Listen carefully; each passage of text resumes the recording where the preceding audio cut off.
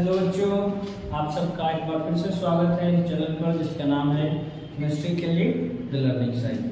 हमारा जो क्लास चल रहा था वो था क्या, class 12 coordination compound chapter 9।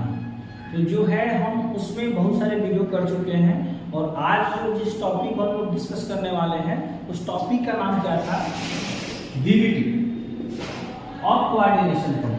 VBT of क्या, कोऑर्डिनेशन कंपाउंड, यानी कि valence bond theory of coordination compound. तो देखो इसका जो वीडियो है आप सब वीडियो ना देखे चलेगा, बट प्रीव्यू 2 वीडियो को आपको नेसेसरी है देखना, क्योंकि एक वीडियो में जो है हम बात किए हुए इसके सिद्धांत का कि कौन कौन से सिद्धांत है, और दूसरे वीडियो में बात किए हुए हैं कुछ प्रश्न का जो कोऑर्डिनेशन नंबर 4 के लिए है।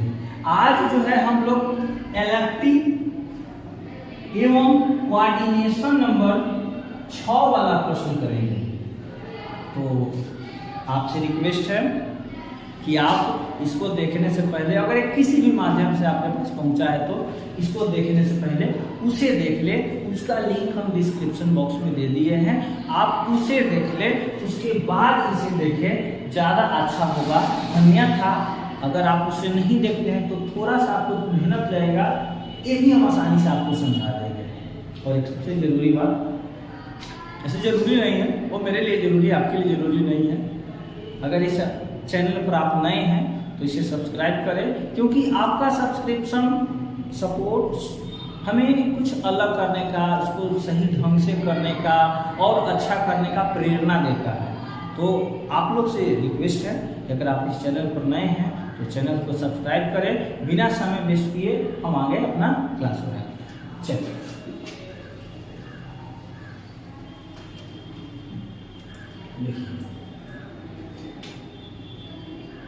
डायरेक्ट, क्योंकि वो थ्योरी वाला क्लास में ज़्यादा कराते नहीं है, इसलिए direct on the point. Point क्या है, स्पेक्ट्रो है केमिकल सीरीज स्पेक्ट्रो रासायनिक श्रेणी, स्पेक्ट्रो रासायनिक श्रेणी यानी स्पेक्ट्रो केमिकल सीरीज। वो बहुत सिंपल सा बात है इसमें। वैसे श्रेणी जिसमें लिगेंड्स को उनके बढ़ते शक्ति के या उनके बढ़ते क्षेत्र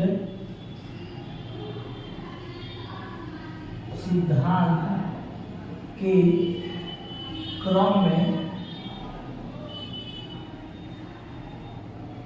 व्यवस्थित किया गया है, उसे स्पेक्ट्रो केमिकल सीरीज कहते हैं।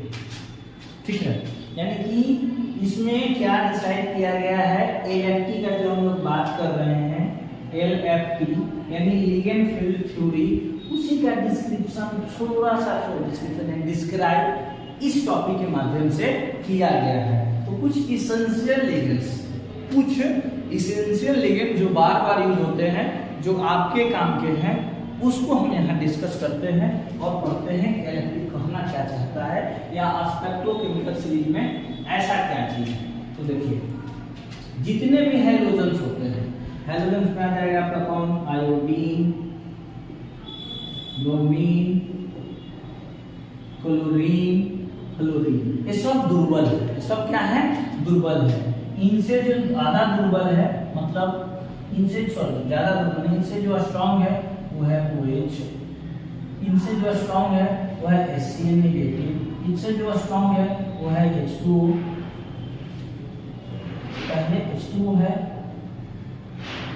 तब जाकर क्या है आपका HCl नेगेटिव है, तब जाकर है आपका C2O4 2 नेगेटिव, यहाँ से स्ट्रॉन्ग है आपका NH3, इससे ज्यादा है आपका कौन जो है आपका वो है EN यानी इथिलीन डाइअमाइन या इथेन 1,2 डाइअमाइन, उसके बाद है CN और उसके बाद है CO सबसे ज्यादा है। हम तो कहेंगे आप इसको भी छोड़ दीजिए, आप इसको भी क्या कर दीजिए, छोड़ दीजिए, सिर्फ पॉइंट समझ लीजिए। स्पेक्ट्रोकेमिकल सीरीज क्या है, जिसमें लिगेंड्स को बढ़ते शक्ति के अनुसार सजाया गया है, उसको क्या कहते हैं, स्पेक्ट्रोकेमिकल सीरीज। ऐसे काम आ जाएगा, क्योंकि इसमें आप डिसाइड नहीं कर पाओगे, ऐसे ध्यान दीजिए। और स्ट्रॉन्ग लिगेंड्स बस आपको हम बाहर देते हैं, समझ में आ जाएगा। और स्ट्रॉन्ग लिगेंड कौन कौन है, और स्ट्रॉन्ग लिगेंड कौन कौन है, तो स्ट्रॉन्ग लिगेंड में आपका आ जाएगा यहाँ के बाद वाला, यानी NH3 से ज्यादा स्ट्रॉन्ग कौन है, EN से ज्यादा स्ट्रॉन्ग कौन है, CN, और CN से ज्यादा स्ट्रॉन्ग कौन है, CO। यानी कहने का अर्थ हो गया कि सबसे ज्यादा स्ट्रॉन्ग कौन हो जाएगा।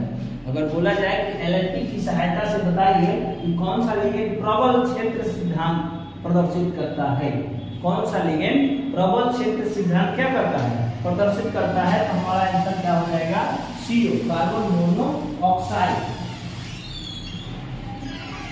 जबकि अगर वीक लिगेंड का बात करें, वीक लिगेंड्स तो वो हो जाएंगे सारे hydrogens like iodine, bromine, chlorine,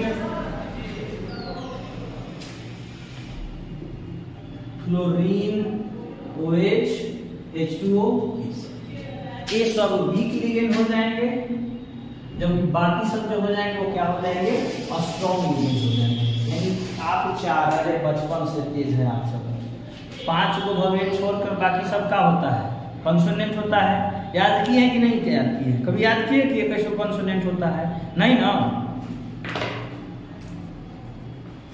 कभी ये नहीं आप याद किए हैं कि जो है 5 गो क्या छोड़कर एक ऐसे कॉन्सोनेंट होता है, आप यही याद किए हैं कि 5 गो जो होता है भवेल होता है, और 21 गो जो होता है क्या होता है, कॉन्सोनेंट होता है। तो यहाँ भी याद कीजिए 4 गो स्ट्रॉन्ग लिगेंड है, बाकी सब वीक लिगेंड है, ठीक है। 4 गो स्ट्रॉन्ग लिगेंड है, कौन, अमोनिया, इथिलीन डाइअमाइन, साइनाइड और कार्बन मोनोऑक्साइड, और बाकी सब क्या आ जाएंगे, वीक लिगेंड आ जाएंगे। तो आप चाह सकते हैं, इसको स्क्रीनशॉट करना चाहो तो कर सकते हो, हम इस पर क्वेश्चन डिस्कस करेंगे।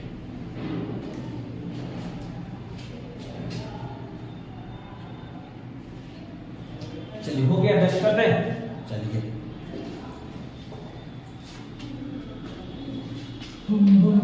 शिव शंकर दानी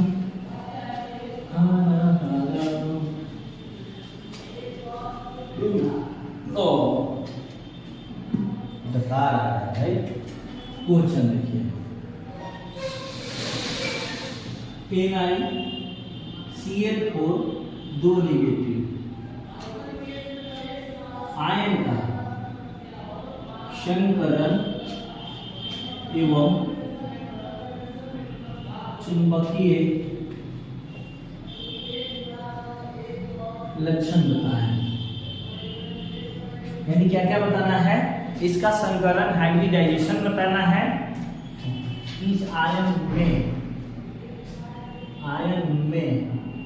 Na का छूट गया था, Na का संकरण क्या बताना है, चुंबकीय लक्षण। चुंबकीय लक्षण वही है कि अनुचुंबकीय है कि प्रतिचुंबकीय है। अनुचुंबकीय होंगे यानी चुंबकीय क्षेत्र में आकर्षित होंगे रह जाएंगे, तो जबकि प्रतिचुंबकीय होंगे तो कोई आकर्षण, किसी प्रकार का कुछ भी आकर्षण नहीं होगा, जहां वो है वहां वो है, जहां चुंबक है वहां चुंबक।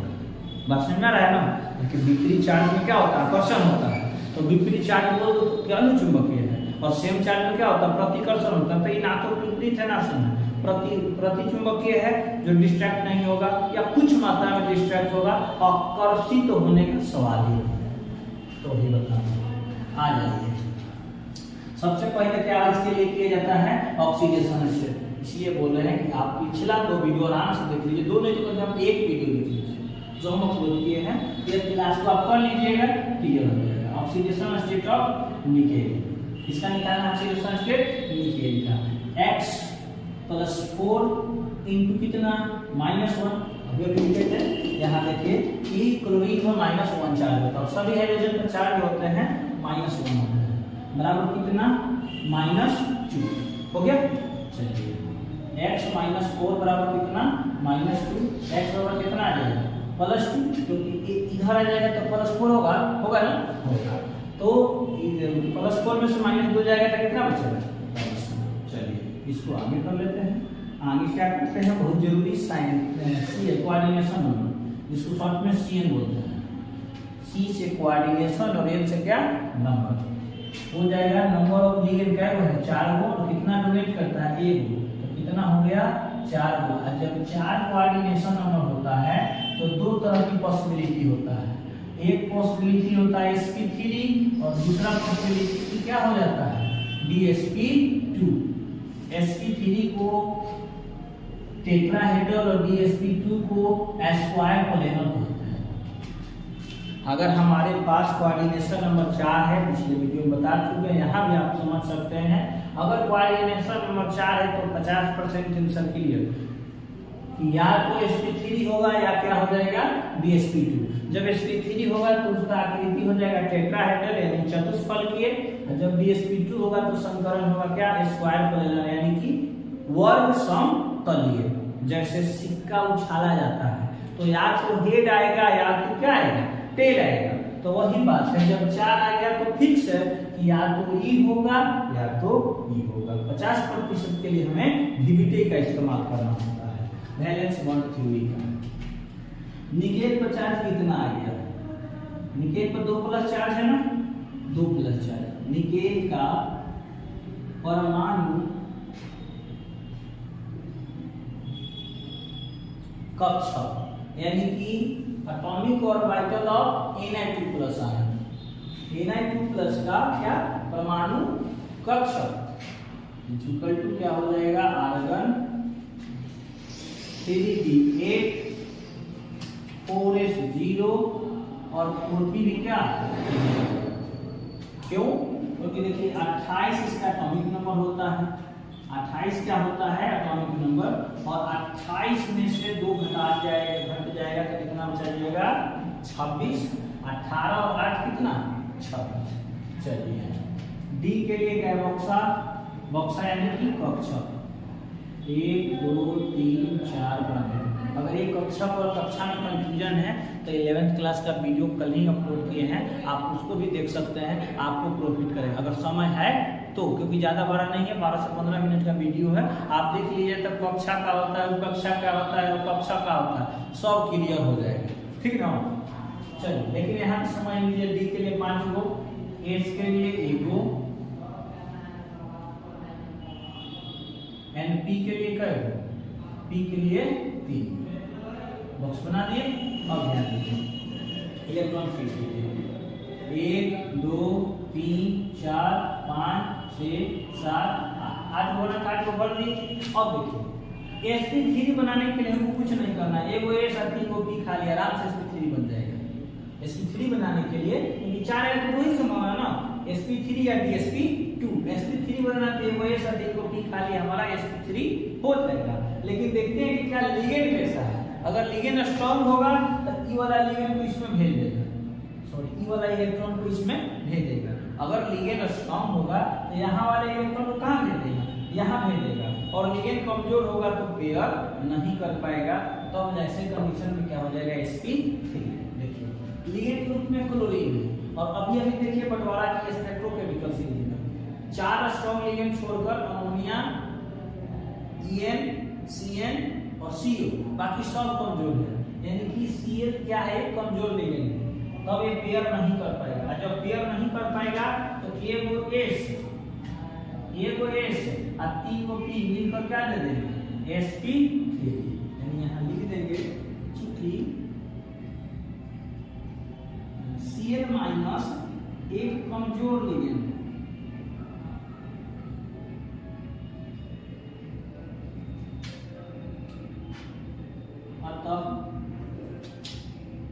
यह इलेक्ट्रॉन को पेयर नहीं करेगा, संकरण sp3 होगा। पेयर कर देता तो dsp2 होता, पेयर कब करता जब स्ट्रॉन्ग लिगेंड होगा। बस हो गया होता Na2+ का sp3 कक्षा बराबर 5 बॉक्स,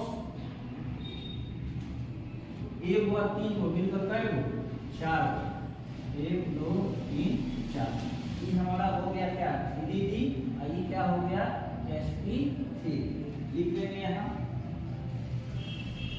NiCl4 दो निगेटिव का sp3 संकरण।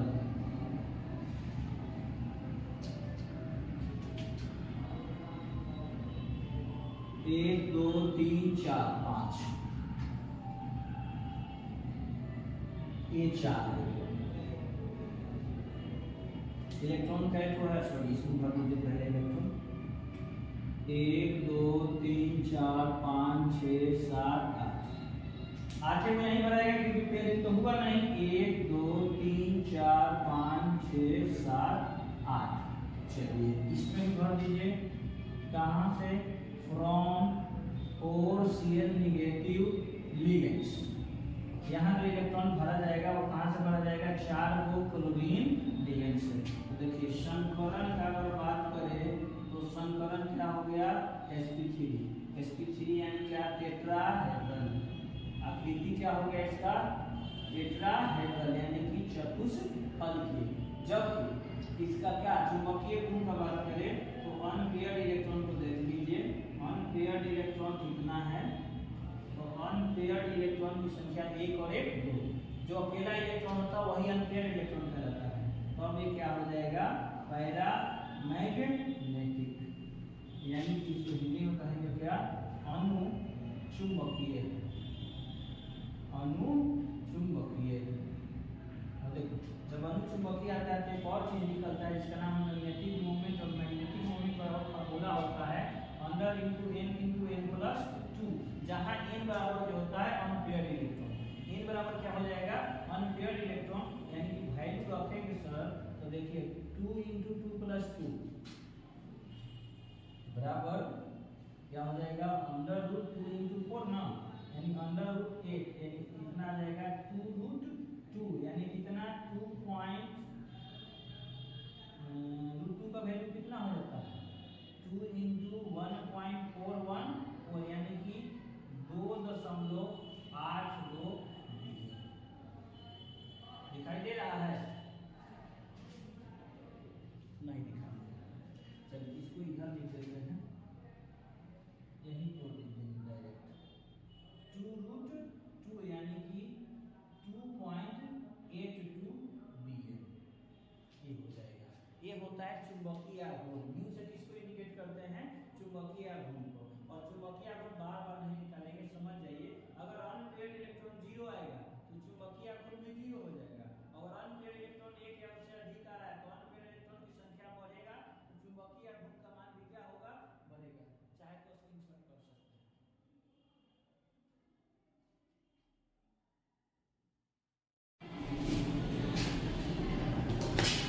चलिए हम लोग 4 वाला कर लिए। अब जो है 6 कोऑर्डिनेशन वाला जो जटिल यौगिक होगा, जिसका कोऑर्डिनेशन नंबर कितना होगा? 6, उसको अब हम लोग करेंगे। हमारा फर्स्ट कंपाउंड है COF6 क्या है जटिल आयन? COF6 आयन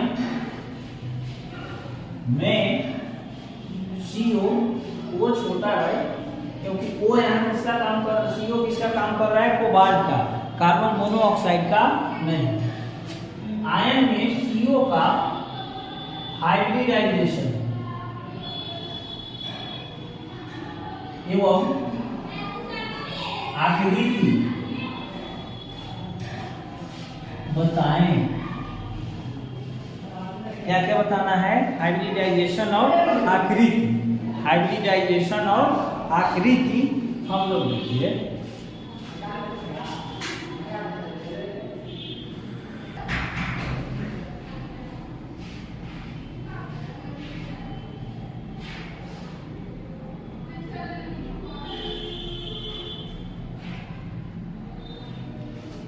चलिए, तो ऐसे में क्या करते हैं हम लोग, देखिए इससे पहले भी हम लोग 3 क्वेश्चन कर चुके हैं जिनमें कोऑर्डिनेशन नंबर 4 था। ये पहला क्वेश्चन है जिसमें कोऑर्डिनेशन नंबर कितना होगा, 6 होगा, उसको हम लोग करते हैं। सबसे पहले ऑक्सीडेशन स्टेट। ऑक्सीडेशन स्टेट का क्या, CO, कार्बन मोनोऑक्साइड नहीं, कोबाल्ट, क्योंकि यहाँ सेंट्रल एटम के रूप में, इसी कारण इसका नाम क्या है, कोबाल्ट। जब यहाँ रहेगा तो लिगेंड, इसके लिए X F की संख्या क्या है, 6 हो, 4 -1 बराबर -3। क्यों, कुछ नहीं रहता है तो हम क्या लिखते हैं, बराबर में 0। जब जो यहाँ दिया रहेगा माइनस दिया हुआ रहेगा तो माइनस लिखेंगे, प्लस दिया हुआ रहेगा तो प्लस लिखेंगे। लिख दिए -3, x -6 बराबर -3, x बराबर कितना, +3। क्यों +3, क्योंकि ये इधर जाएगा तो +6 होगा, अब +6 में से 3 घट -3 घट जाएगा तो 3 बचेगा। ये देखिए Cn का बात करें कोऑर्डिनेशन नंबर का तो कितना हो जाएगा, नंबर ऑफ लिगेंड कितना, 6, नंबर ऑफ लिगेंड कितना 6, और ये कितना डोनेट करेगा, 1। क्यों, क्योंकि एक जो है या जितने भी हैलोजन है ये सब क्या है, मोनोडेंटेड है। और हम आपको पहले भी बता चुके हैं और एक बार फिर भी बता दे रहे हैं, ध्यान रखिए, बाइडेंटेड मात्र दो ही लिगेंड है, एक OX और एक En। इन दोनों को छोड़ाकर अगर कोई भी आता है तो क्या लिखेंगे, गुना में 1, गुना में कितना लिखेंगे, 1, तो कितना हो गया, 6। और जब कोऑर्डिनेशन नंबर 6 आता है, कोऑर्डिनेशन नंबर कितना आता है, 6, तो हमारा 2 पॉसिबिलिटी होता है संकरण का। एक होता है क्या, D2sp3,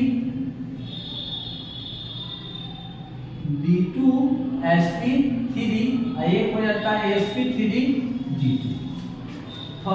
बहुत फायदे की बात यह है इसमें कि दोनों का जो शेप होता है वो ऑक्टाहेड्रल होता है। दोनों अगर संकरण आएगा तो भी इसका जो आकृति होगा वो क्या होगा, ज्यामिति, वो होगा अष्टफलकीय।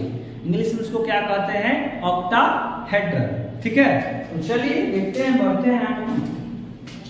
CO पर कितना आया, चार्ज 3, CO3+ का परमाणु कक्षक, परमाणु कक्षक यानी वही इंग्लिश में इसको क्या कहेंगे, atomic orbital of CO3+ ion. Atomic orbital of CO3+ ion equal to क्या हो जाएगा, आर्गन 18, परमाणु संख्या होता है 27, कितना होता है 27, कितना हो जाएगा 3d6, 3d6 और 4s 0, 4p 0। क्यों, देखिए 27 में से 3 गया, कितना बचा, 27 में से 3 गया, कितना बचा, 24 बचा ना। 27 में से 3, प्लस का अर्थ क्या होता है, उतने इलेक्ट्रॉन को त्याग कर रखा है, तो 27 में से 3 गया, बचा 24, 18 6 कितना, 24, 18 6 कितना हो गया, 24। बॉक्स बना दीजिए। D के लिए जो बॉक्स होता है यानी कक्षक जो होता है वो होता है 5 ठो, 1 2 3 4 5। S के लिए जो होता है वो होता है 1, और P के लिए जो होता है वो होता है 3। बना दिए, चलिए इलेक्ट्रॉन को भर दीजिए, इसमें 6 इलेक्ट्रॉन है, 1 2 3 4 5 6। और देखो ये ऐसे भरे, अगर आपके दिमाग में आ रहा है, सब नहीं आना चाहिए क्या कि क्या इसको ऐसे भर सकते हैं, तो अभी नहीं भरेंगे। हाँ, वो स्ट्रांग होगा तो पेयर हो सकता है, स्ट्रांग नहीं होगा तो पेयर नहीं होगा, क्योंकि इसके लिए एक वैज्ञानिक है जिनका नाम है हुंड, वो एक नियम दिए थे जिसको हुंड का नियम कहते हैं। इसका नियम कहते हैं हुंड का नियम। और उसके अनुसार जो होता है ना, इलेक्ट्रॉन सभी कक्षक में पहले एक को भरा जाता है, और जब वो आधा भर जाता है यानी कि जितना कक्षक दिया हुआ है उन सब में एक को भर जाएगा, तो उल्टा दिशा में जोड़ा लगाकर भरना शुरू करते हैं। इस नियम को बताया था कौन, हुंड, उसका नाम क्या है, हुंड का नियम। क्या, इसको ऐसे समझ लीजिए, ऐसे जैसे मान लीजिए आप कहीं निमंत्रण में गए, भोज खाने, निमंत्रण मैंने कहा आप कहीं भोज खाने गए, और हुआ क्या ना कि मान लीजिए आप खाने के लिए बैठे हो, या मान लीजिए आप बैठे नहीं, आपका दोस्त बैठा हुआ है, और उस लाइन में बहुत सारे लोग बैठे हुए हैं, और मान लीजिए भंडारा से पूरी खत्म हो, बात को समझिएगा। आप कहीं भोज खाने गए, ठीक है, भोज खाने के लिए सभी लोग बैठे हुए, आधा बात चल चुका और भंडारा से पूरी खत्म हो गया। अब मान लीजिए ऐसे कंडीशन में सभी लोग इंतजार कर रहे हैं पूरी का, और मान लीजिए एक ओड़िया में बर्तन में मान लो एक बार पूरी निकला, 10, 20, 50 पूरी निकला, तो क्या आप एक ही इंसान को 10 पूरी दे दोगे? आपका दोस्त है तो नहीं ना? क्यों? क्योंकि सभी लोग वेट कर रहे हैं, सभी लोग कुछ खाकर इंतजार कर रहे हैं। इसी कारण वो पूरी जो होगा पहले सबको एक दे देंगे, जहां तक लोग है या जहां तक मेरे पास पूरी है। कोई जरूरी नहीं कि सबको देंगे, जितना हमारे पास पूरी है हमारे पास उन सबको एक को देंगे।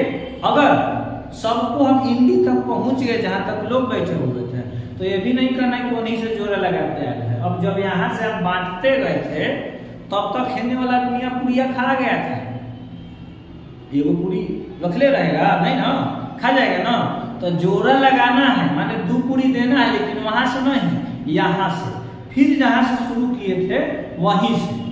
बात समझ में आया? तो वही है, ये हम लोग का हो गया अपने लैंग्वेज में उदाहरण। बाकी बातवा बताए थे कौन? हुंड भी यही कहे थे कि सबसे पहले जो है एक इलेक्ट्रॉन एकदम इंडी तक देंगे, अब सेम ऑर्बिट में ना कि हॉल में जाकर बांट देना है। अपन जो कार्य में आप चला रहे हैं ना वही कार्य में चलाना है। अब ऐसा ना कि पड़ोसों में वो कार्य हो रहा है, हाई में पूरी चलाओ तब पड़ोसी वाला कार्य में जाके चला दीजिए, तो बहुत दिक्कत हो जाएगा।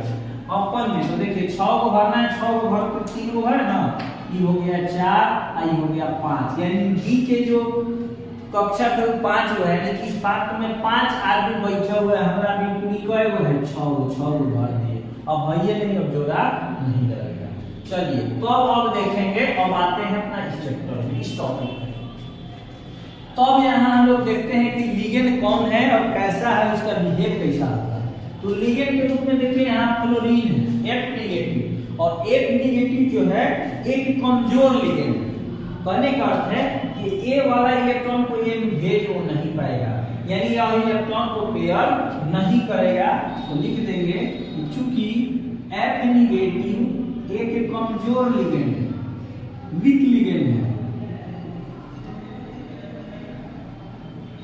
अतः यह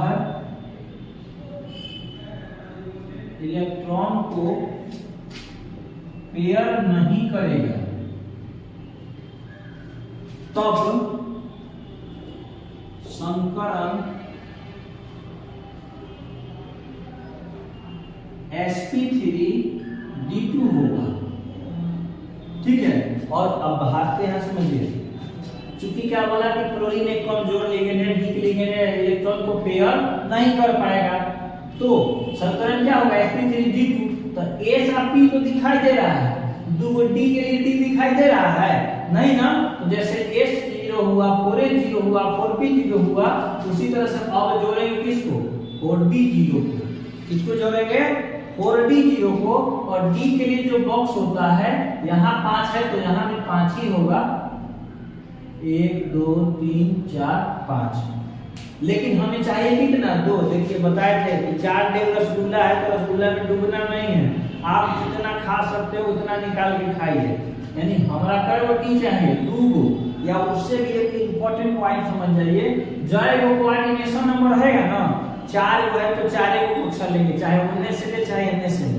6 गो है तो 6 गो लेंगे, चाहे उन्ने से ले चाहे इन्ने से ले। अभी आप देखिएगा तो खाली 9 गो है, तो 9 गो नहीं ले लेना है, 1 2 3 4 5 6 7 8 9 9 गो नहीं लेना है, जो इसमें है वही लेना है। 1 गो एस लेना है, ठीक है, 3 गो पी लेना है और 2 गो डी लेना है। तो 1 और 3 4 4 और 2 कितना? 6। तो यहाँ ऐसे लिखेंगे CO3 प्लस का sp3d2 कक्षा, आर्गन भाई साहब को हटाएंगे, डायरेक्ट बॉक्स बनाएंगे। 5 गो, इसमें से कोई इलेक्ट्रॉन इधर उधर नहीं हुआ, जबकि ये 6 गो ना, 1 गो एस, 3 गो बी और 2 गो डी। 1 2 3 4 5 6 हो गया। ई वाला जो है हमारा क्या है? 3d है, और ई वाला जो है वो क्या है? d2 sp, सॉरी sp3 ना, sp3 D2 इसमें इलेक्ट्रॉन 6 हुए, 1 2 3 4 5 6। और फाइनल आयन का नाम लिख लीजिए COF6 3 नेगेटिव का sp3 D2 संकरण। यहाँ बता देंगे कि संकरण 5 बॉक्स 1 2 3 4 5 6 बॉक्स 1 2 3 4 5 6। इसमें इलेक्ट्रॉन भरिए 1 2 3 4 5 6। इसमें दो भरेगा 1 2 1 2 1 2 1 2 1 2 1 2। हाँ में जा रहा है 1 2 1 2 1 2। कहां से आ गया? फ्रॉम 6 8 नेगेटिव लिगेंड्स, यानी कि इसमें जो 12 को इलेक्ट्रॉन भरा गया वो किससे भरा गया? 6 को फ्लोरीन लिगेंड से। क्यों? क्योंकि एक वो फ्लोरीन एक कोऑर्डिनेट पर होता है और एक कोऑर्डिनेट पर में 2 इलेक्ट्रॉन होता है, तो 6 को फ्लोरीन तो 6 कोऑर्डिनेट पर बनाएगा। तो लोन पे टोटल इलेक्ट्रॉन क्या होगा? 6 गुनी 12 को वही भर दिए। अब देखिए कि हमसे पूछ रहा है हाइब्रिडाइजेशन, जिसमें हिंदी में संकरण कहते हैं, हाइब्रिडाइजेशन हो जाएगा क्या? sp3 D2 संकरण क्या वर्ग का पूछा हमसे? आकृति। तो आकृति भी पता चल जाएगा क्योंकि तो आकृति तो सेम, आकृति क्या बोले हैं? Same octahedral, octahedral. चलिए यहाँ क्वेश्चन नहीं कहा गया लेकिन हम बता देते हैं चुंबकीय लक्षण। क्या चुंबकीय लक्षण? देखिए अनपेयर्ड इलेक्ट्रॉन निकाल लीजिए। अनपेयर्ड इलेक्ट्रॉन कैसे है? इसमें अकेला अकेला 1 2 3 4 4। जब अनपेयर्ड आ जाए तो इसको कहते हैं अनुचुंबकीय, अनुचुंबकीय पदार्थ। चलो पदार्थ क्या कहेंगे इसको? अनुचुंबकीय। तो म्यू भी निकलेगा, म्यू यानी मैग्नेटिक मोमेंट अंडर रूट का होता है n × n+2, यानी अंडर रूट हो जाएगा 4 × 4+2, यानी हो जाएगा क्या हमारा?